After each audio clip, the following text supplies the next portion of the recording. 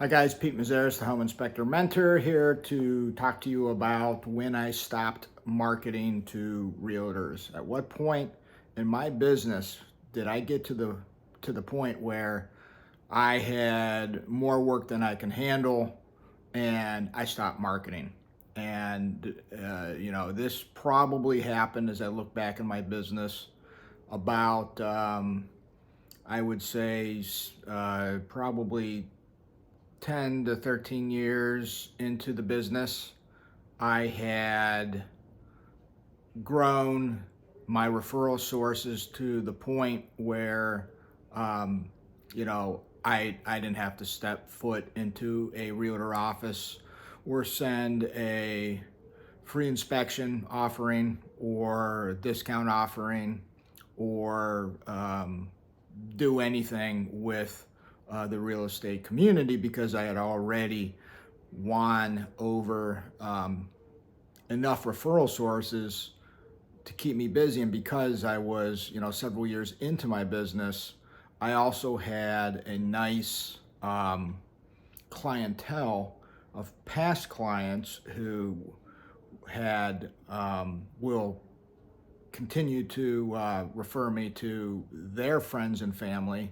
And so that combined with the realtors who started using me a lot was enough to stop me from having to advertise with realtors. So that's just a great place to be.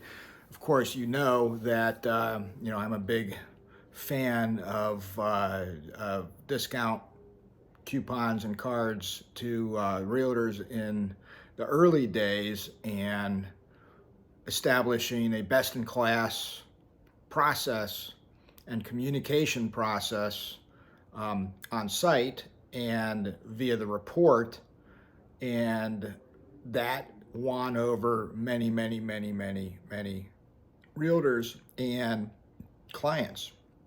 And so as I started adding inspectors to my business, obviously we got to a point where I kept adding inspectors because I wanted to keep growing. And so then at some point I had to turn on some semblance of marketing again to the real estate community. But, really these days it's all been, perpetuating via our position on Google Maps, Google My Business, and the first page of Google, as well as so many investor clients now, and so many realtors who then start to refer us to other realtors, and then you have the new realtors who come into the offices, and maybe they get on a team that uses us, and then they get introduced to us, and it just snowballs. It's what it is, guys. It's a big snowball. I know if you're looking at the bottom of the hill and looking your way up to where the snowball can be created and then formed and made to roll into the future and gain many, many, many clients and realtors as you go. I think it's kind of like an exponential hill, an exponential curve, that hill is. And, once you break in, once you get to, some level of confidence in your process in your technical expertise and the way you communicate and the way that you report, which of course only comes from practice and, a continuous improvement mentality, you'll get there.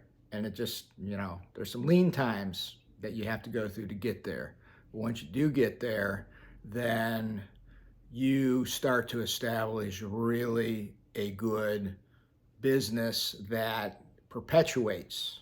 And it's a great feeling to get to that point. And, it's not impossible. I mean, if I can do it with no construction background, no realtor relationships, no office relationships, nothing, zero, nobody, okay, from literally scratch, then you guys can do it. And I'm here to tell you that it's very doable. I'm a living example of it, and this is a great business. This is a great profession to be in, and it will continue to be a great profession. Of course, we're going to have our ups and downs, as the credit cycle, goes up and down. It's just the natural ebb and flow of things. But, the credit cycles always, go from boom to bust and bust to boom all the time. It's not something that ever stays down.